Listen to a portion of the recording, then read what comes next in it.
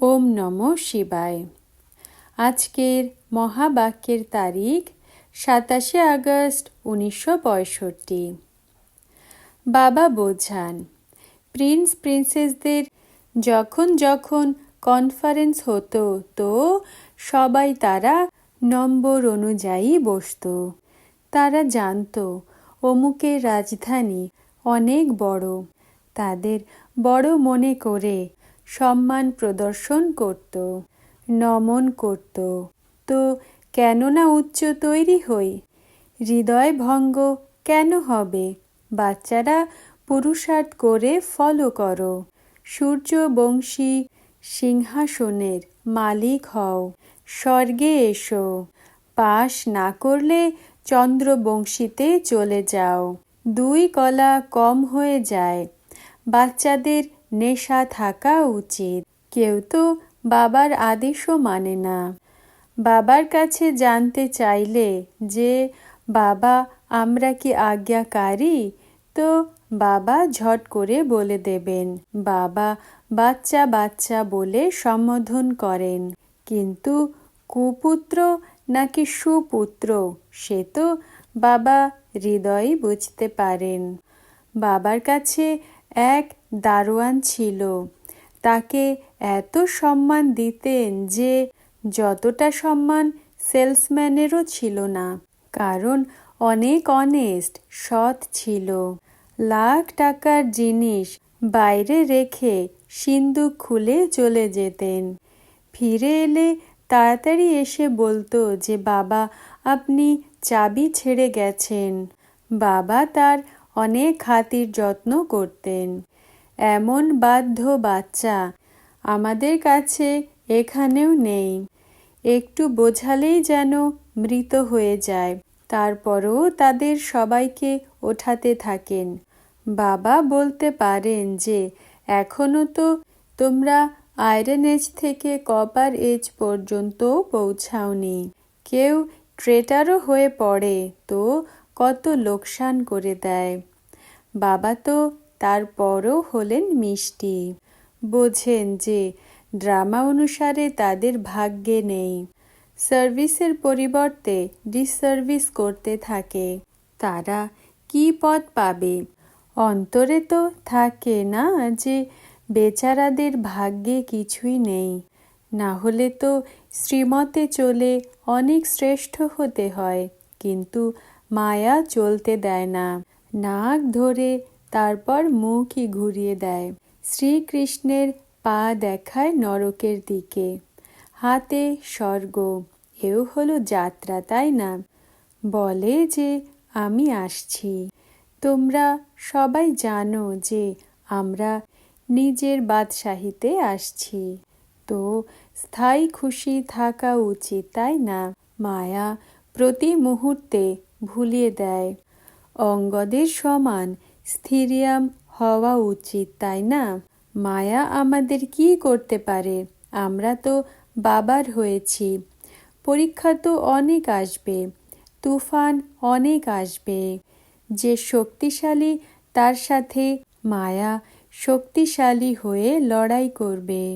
যারা কাঁচা তাদের সাথে কাঁচা হয়েই লড়বে। বিশ্বের মালিক হওয়া এটা কম কথা কি? ভগবান বলেন যে আমি বিশ্বের মালিক হই না, তোমরা হও। কত সহজ সোজা করে বলেন। বিশ্ব নতুন দুনিয়াকে বলা হয়। তো পুরুষার্থ করে মালিক হও না। নিষ্কাম সেবা শুধুমাত্র এক বাবাই করতে পারেন, বাকি তো সবাই গল্প বলতে থাকে। কামনা ছাড়া কেউ কি পড়ে? ভগবানুবাজ, আমি তোমাদের রাজাদেরও রাজা বানাই। কামনা রয়েছে না? কামনা ছাড়া কেউ কোনো কাজকর্ম করতে পারে না। দান পুণ্য কামনার থেকেই করে না? পরের জন্মে ভালো প্রাপ্ত হবে। বাবা কত ভালো কাজ করেন, বলেন যে সবাইকে জীবন মুক্তি দান করি। আমি নিষ্কাম সেবা করছি। তোমাদের সুখী বানিয়ে আমি বানপ্রস্থে বসে যাই। সে হলো বাণীর থেকে ঊর্ধ্বের স্থান। ফেরত তো কেউ চলে যেতে পারে না। এখন তোমাদের আবার নতুন দুনিয়াতে যেতে হবে। প্রথমে পিতার ঘর, তারপর শ্বশুর ঘরে যেতে হবে। ভক্তরা মনে করে যত ভক্তি করব, ধাক্কা খাবো, তারপর ভগবান প্রাপ্ত হবে। কিন্তু ভগবান কে? ভগবান প্রাপ্তি কবে হবে এ কারো জানা নেই। এখন বাবা বলেন যে তোমাদের কোনো ধাক্কা খেতে হবে না। এখন শুধুমাত্র আমাকে স্মরণ করো, এই হলো মহামন্ত্র। বাবাকে স্মরণ করো আর স্বর্গের বর্ষা প্রাপ্ত করো।